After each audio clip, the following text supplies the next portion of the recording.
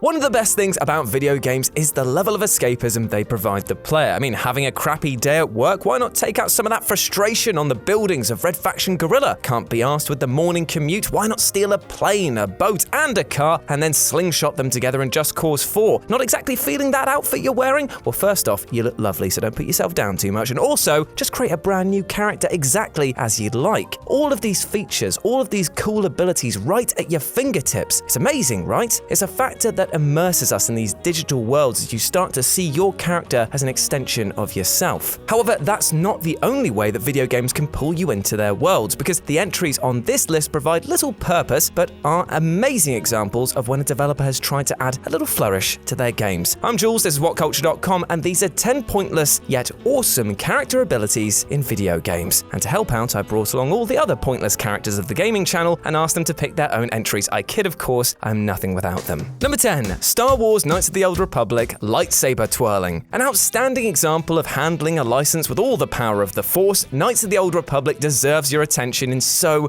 many ways. If you're a Star Wars fan, then this game is a must, and even those with a passing interest in sci-fi and Wookiees should take a look-see at this sprawling space opera and its deep character customization and moral choice system. However, standing between you and your goals are all manner of no-good ne'er-do-wells, and while you might try to schmooze your way out of situations, sometimes matters require a show of force with your trusty weapons. And what better way to make yourself feel like an all-powerful, all-skilled Jedi than by pressing a button which twirls your lightsaber, or lightsabers, around, complete with that trademark sound. It's utterly pointless apart from making you look cool, but then again, I would do anything to look cool. Please, give me some cool. Come on, stop hoarding it, Josh. Come on, please. Number 9. Okami barking. As far as pointless abilities go in video games, nothing quite compares to that pure, innocent joy gained from spamming the circle button while playing Okami. Pretty much the best Zelda experience that you can get outside of an actual Zelda game, Okami lets you step into the paws of Amaterasu, the sun goddess incarnated as a beautiful white wolf. Being a wolf is brilliant, and not just because your tail doubles as a magical paintbrush. You can run around the fields, dig holes to uncover hidden treasure, and even bite people on their butts. It's great. By far the most pointless yet wonderful ability is pressing the circle button to bark. That's it, she just barks. You can spam it as often as you like as you roam across the countryside and use it to spook smaller animals into submission and scare some humans. The fact that a whole button input is dedicated to barking just makes this already very charming game just all the more adorable. Number 8. Tomb Raider Gymnastics. The original Tomb Raider games weren't all that complex. You ran, you jumped, raided tombs, all in the stiffest way possible, because this was the glorious era of early 3D game design, and controlling Lara felt like that bit in Friends where Ross tries to get his sofa up the stairs. Pivot! But you could include some extra acrobatics by holding a button to elegantly climb up from ledges and swan dive into water. The former move didn't make climbing easier, but it certainly did look cool, and was damn impressive back in the day. The swan dive move, on the other hand, seems like it was included entirely to kill Lara in the most gruesome ways possible. I was watching some videos before recording this, and, well, just look at the way she hits the ground, the crunch it makes, the way her body just falls. I feel a bit ill. Please, someone else take over. Number 7. Luigi's Mansion, crying for Mario. I think it's fair to say that many were surprised when Nintendo announced that not only would their next Mario game barely even feature the red overalled man of action and instead showcase his lankier brother Luigi, but would also be a horror-themed ghost hunting game. In all honesty, it sounds like the absolute other end of the scale when you boil it down, right? Not only was Luigi's Mansion a brilliant title that instilled within players an addictive and quite frankly obsessive desire to hoover up all the money and trinkets they came across, it was also a surprisingly immersive title as well. Now Luigi, bless him, is more than a bit of a scaredy cat, so hearing him shakily hum his own theme tune and shiver to his core at the sight of anything spooky was adorable and character building, as too was the ability to make Luigi call out, "Mario! Mario!" again and again. Of course, it served no purpose to the actual gameplay, but in these instances of the player making Luigi cry out, it gave leverage to the desire that he had to see his brother again. And if you are, a bit mean, then you could always laugh at the shrill way that his voice cuts through the house or mansion.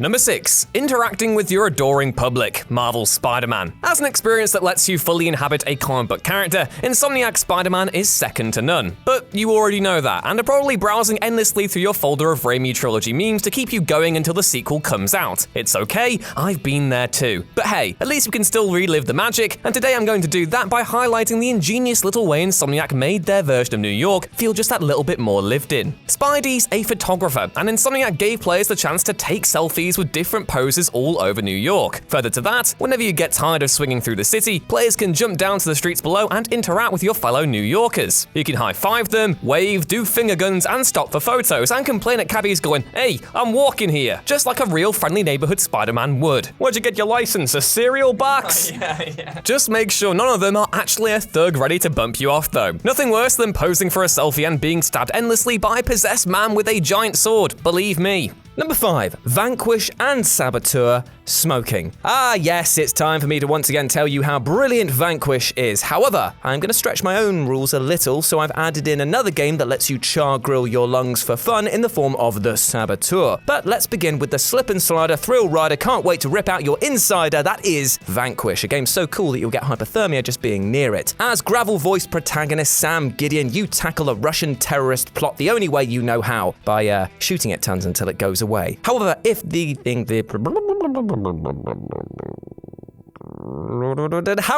you're getting just power down and power. However, if things are getting a bit too much for you, then why not spark up a cigarette to calm the nerves? I mean, hell, it worked for Snake in Metal Gear. And the best thing is about this is that despite having an entire army firing at him, Sam can puff away like Thomas the Bloody Tank Engine. However, the reason why this is only a part entry is because while the act of smoking doesn't do anything for the player, the cigarette does, as you fling it away, draw enemy fire. The Saboteur also allows you to do the same mechanic, but without the added benefit of distracting Nazis, and it's just one of his idle animations, which weirdly makes Nazis more clever than Russian robots. However, that is the only compliment I will ever pay a Nazi, ever. Number 4. Duck Game, Quacking. Duck Game is one of those titles I honestly didn't expect to love as much as I did. A 4-player, weapon-wielding pixel platformer free-for-all, as the title suggests, playing as ducks. Slap me with a damp slice, this is a bloody good time. Say the line, Jules!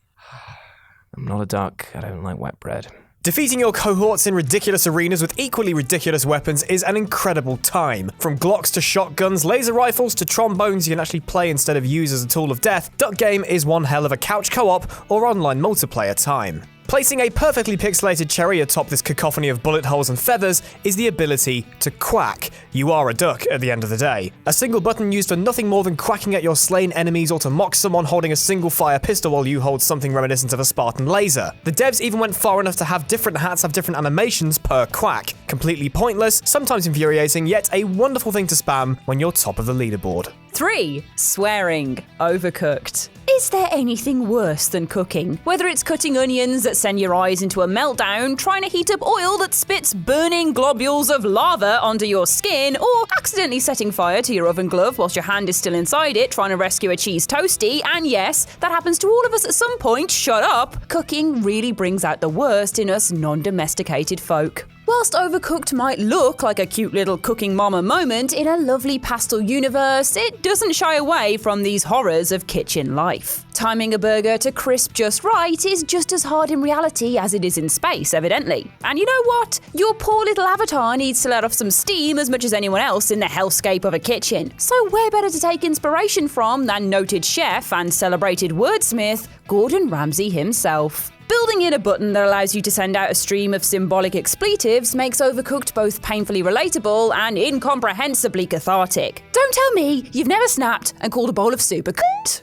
Number 2, Transistor, humming. Supergiant Games are something of a juggernaut themselves when you realise how many exceptional titles they've put out, with Bastion, Pyre, and the wonderful Transistor all receiving rave reviews and mainstream love. Most of this comes from how much care the developers put into their world and how they tackle gameplay in interesting ways, and this combines in ways that make their universes feel incredibly alive. Bastion had its narrator, Pyre had its heartfelt promotion mechanics, and Transistor? Well, Transistor lets you hum. platformer. Yes, though the game was primarily about tactful placement, dodging and striking enemies in combat, the game knew when to take its time and let players indulge in the rich soundscape that it had created. And so, if you fancied, you could stop and make Red hum to herself. It provided next to no impact on the game, but when the music was this beautiful and the emotional levels raised this high, it didn't have to. It was simply beautiful.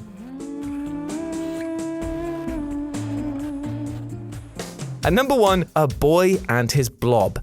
Hugs. I don't know how better to express this final entry other than to show you this, as honestly it might be one of the sweetest yet most gameplay-wise pointless features in gaming. If you've not seen or heard of A Boy and His Blob, this is a Wii game that was a remake of a classic and quite often difficult NES game, A Boy and His Blob: Trouble in Blobalonia. I mean, what a title, right? The remake captures the puzzle-centric charm of the original and presents itself with a beautiful art style that is utterly charming. Yet this is nothing compared to how sweet it is that in this game it has a dedicated hug button. That's right, if you've ever wanted to give this adorable clump of mallow that is your mate a quick squeeze, you can. This goes way beyond petting animals in other games. This is an honest-to-God thing of beauty that is so utterly pure that it makes even me feel like I should tidy up my act. But then I remember what your mum does to me with that Battenberg cake and I to her with that rubber truncheon, and I remember I'm far too gone for all this goodness, and it feels great. However, it's not too late for you, my friends, to hug this blob. And also, that's my one per list. And there we go, those were 10 pointless yet awesome character abilities in video games. Let me know what you thought about it down in the comments section below, as well as any other entries you'd like to see, because I might make this list again with the help of my lovely friends here. And speaking about getting help from your friends, just remember, boys and girls out there, that whatever you're getting up to in life, if you're struggling with stuff, be it with work, love lives, and anything in between, you can ask for support. Trust me, people aren't going to run away from you, and there are support networks in place from friends, family, and support professionals in the industry that are there and willing to speak to you. They want to know and make sure that you're all right. Everyone does. Because remember, you're bloody awesome. And if you want to chat about this or anything else, you can do so at RetroJ over on Twitter. As always, I've been Jules. I want to say a massive thank you to my friends who have abandoned me here in the studio. They've all got busy things to do. I'm just here alone, but that's fine. I'm sure that their Twitter handles will be flying around somewhere. And if they're not, well, fool, should have stuck around then. And remember, you have been awesome. And never forget that. And I'll speak to you soon. Bye.